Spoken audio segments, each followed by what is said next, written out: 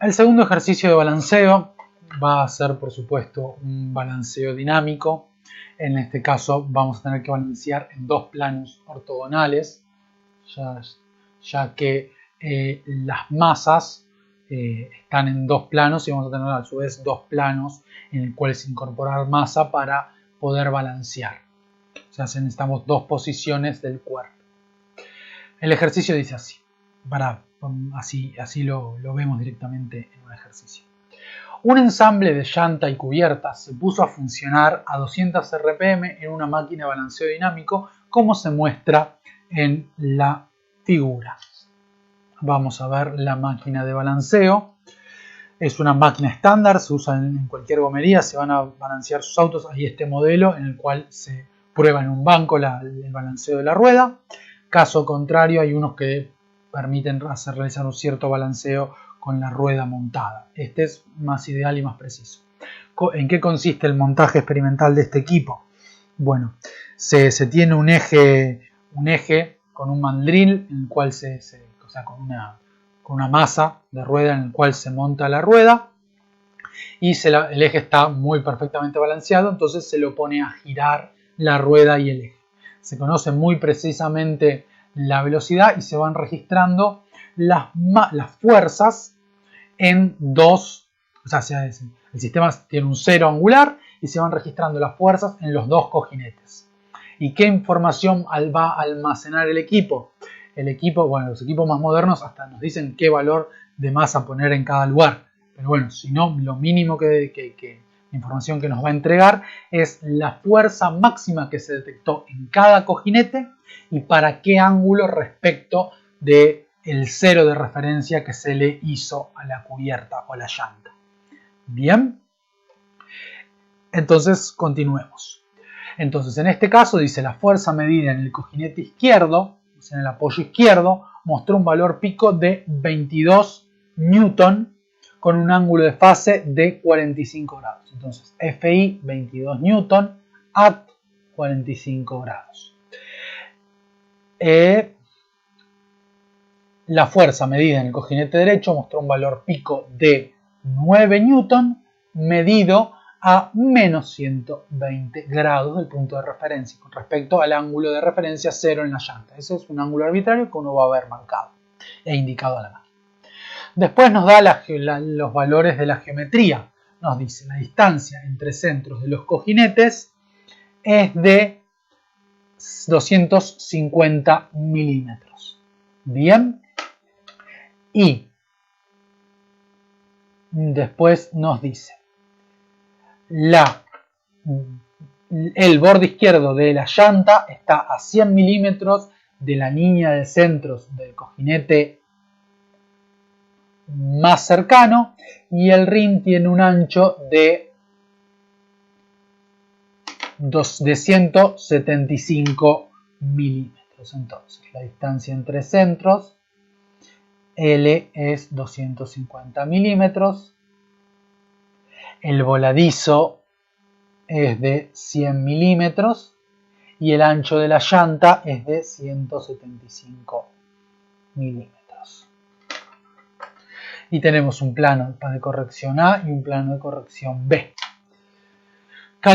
Nos pide calcule el tamaño y ubicación con respecto al ángulo de referencia 0 de la llanta, de los pesos del balanceo requeridos en cada lado de la llanta para balancear dinámicamente el ensamble de rueda-llanta. Y lo último que nos da es el diámetro de la llanta, que es donde vamos a colocar estos contrapesos, ¿sí? Le llaman plomaditas a veces en las gomerías, o plomitos. Este diámetro es de 380 milímetros. Bien, entonces yo inicialmente me hice un esquema similar al que vamos a ver ahora en la filmina. Tenemos las dos fuerzas, la distancia entre centros, el voladizo, el ancho de la llanta, el diámetro de la llanta. Me anoté los valores de las fuerzas para tenerlos bien a mano. En este caso, ahora como tengo valores de fuerza, sí es importante registrar correctamente la velocidad para poder saber estas fuerzas, ¿qué masa representan? Acuérdense que la fuerza va a depender con el cuadrado de la velocidad, mientras que es lineal respecto al radio de desbalanceo, o sea, el radio del CG de esa masa y a la masa en sí. Es lineal con respecto a eso, mientras que es cuadrático con la velocidad, con lo cual medir mal la velocidad nos puede introducir un gran error. Bien, ¿cómo es el modelo que nos propone el libro? Acá tenemos resumidos los datos. Recordamos determinar peso y ubicación angular de los contrapesos para un balanceo dinámico. ¿Qué es lo que nos propone el libro? Bueno, vamos a tener dos planos en los cuales balancear.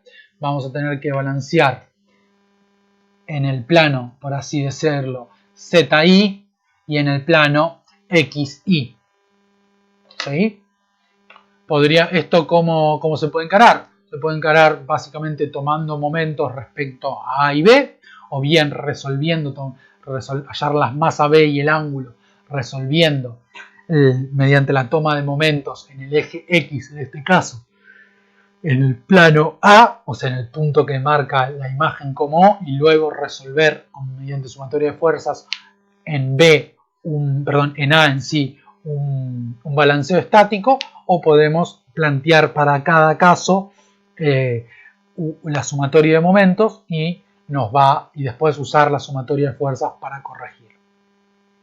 Bien, ¿qué datos necesitamos? Vamos a necesitar, bueno, necesitamos la ubicación a lo largo del eje longitudinal de las masas, eso ya lo tenemos en fuerzas y sabemos dónde vamos a colocar las plomadas o los plomos de corrección. Y el otro dato que necesitamos son de nuevo en componentes los radios, o sea, las coordenadas de los radios de centro.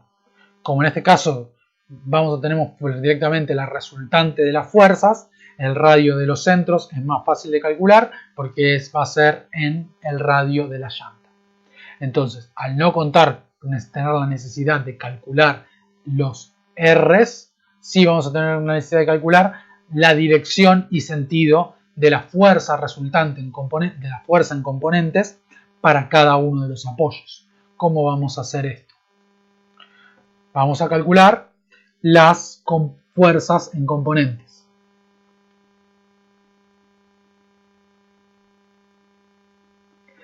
La componente de la fuerza en X va a ser la fuerza nominal por el coseno de alfa, el cual se dio. Lo mismo va a suceder con la fuerza en Y multiplicado por el seno de alfa.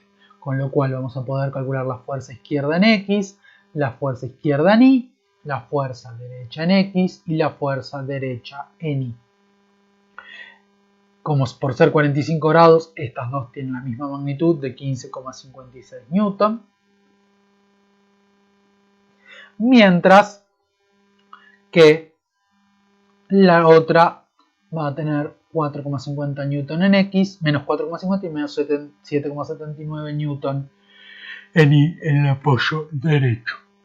¿Y qué es lo que dijimos? Vamos a plantear equilibrio de momentos en el plano o punto de intersección del plano A, donde vamos a colocar la masa de corrección, y el eje. ¿Sí? Z es la dirección longitudinal del eje. Entonces vamos a empezar en el plano A. ¿Sí? Vamos a empezar en el plano A y luego no lo vamos a hacer en este caso. Habría que repetirlo para el plano B de modo de hallar la masa que hay que colocar en A. Siempre a un radio de 160 milímetros. Entonces, planteemos el equilibrio de la suma de momentos en A. Si dijimos que Z es longitudinal, para que Z nos dé en esa dirección, el eje X tiene que ser para arriba y el eje Y tiene que ser saliente de la hoja, ¿sí? Como si estuviera en perspectiva, tiene que ser saliente. Entonces, vamos a plantear primero la sumatoria de momentos en el punto A, considerado este como el punto A, respecto al eje X, la cual si está balanceado tiene que ser 0. con lo cual vamos a agregar esta masa esta masa B de balanceo. Bien, discúlpeme, vamos a empezar en X. ¿Qué fuerzas van a generar momentos en X? Las fuerzas en Y. Bien, entonces vamos a ver. Las fuerzas las definimos siempre como positivas y después hacemos la cuenta como si el álgebra como si fueran positivas y después reemplazamos por el valor con signo que hayamos calculado acá. Entonces, vamos a ver. FI respecto del plano A genera, si era positiva, genera momentos positivos, mientras que MB va a generar momentos negativos. F y FD van a generar momentos positivos. Entonces, ¿cómo sería esto? F y Y por L más B es el brazo, más F derecha en Y por B, menos MB por RBI, que es básicamente el radio este, por la velocidad al cuadrado, por el ancho de la llanta. Con lo cual, el valor que me interesa sacar es el producto MB por RBI, el cual va a valer F y Y por L más B más F de Y por B dividido W por omega cuadrado. Repetimos lo mismo, la sumatoria en el eje igual a 0 y va a ser igual ahora los momentos, las fuerzas positivas en X me van a generar momentos negativos en Y, mientras que MB me va a generar momentos positivos en Y. Entonces va a ser menos FIX L más B más F de X por B, menos F de X por B más MB por RBX por omega cuadrado por W, con lo cual MB por RBX va a ser igual a F y X L más B, está a la izquierda, más F de X por B, dividido nuevamente W por omega cuadrado. Acuérdense en radianes. La posición angular de este contrapeso, nuevamente la vamos a calcular usando la función tan 2, MB por RBI sobre MB RBX, y la masa en B, como dijimos, la vamos a calcular como 2 veces la suma vectorial de RBX y RBI, es el módulo de la suma vectorial, MRBX y MRBI, dividido lo que sería el radio de la llanta, por eso puse el 2. Y seguidamente lo que deberíamos hacer es repetir luego para plano B, con lo cual vamos a poder encontrar el ángulo θ y la masa en A. ¿Sí? Vamos a ver los resultados para comentarlos un poco. Eso es lo que está simplificado para un ejemplo del libro, pero básicamente es aplicar estática, ¿sí?, en el ejercicio. Entonces acá podemos ver los resultados y tenemos que, lo que nos dice es que deberíamos colocar una masa de 0,47 kilogramos a un ángulo de 43 grados respecto al punto arbitrario de referencia colocado en la llanta al momento de montarlo en el equipo que mide el desbalanceo, mientras que en la otra cara, en el plano A de corrección, en la otra cara de la llanta, en el borde de la misma, ¿no?, estamos calculando que vamos a colocar las masas, o las pesas, los plomitos a ese radio, sobre ese radio. Deberíamos colocar una masa de 0,63 kilogramos a un ángulo respecto de la referencia de menos 139 grados.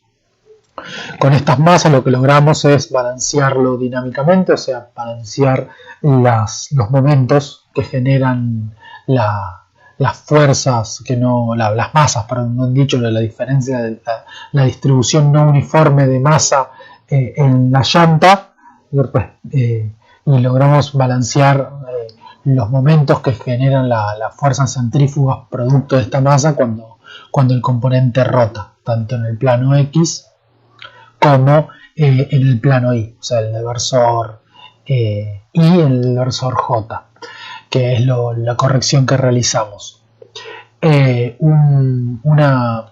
Una posible manera de verificar los resultados, ya que usamos para ambos planos los resolvimos aplicando momentos, o sea, el equilibrio de momentos, podríamos asegurarnos el equilibrio de fuerzas, para lo cual, llegado al punto de calcular MRX y MRI en el plano A y en el plano B, podemos multiplicar cada uno de estos valores por omega al cuadrado y plantear el equilibrio de fuerzas en Y y el equilibrio de fuerzas en X y comprobar que realmente sea cero.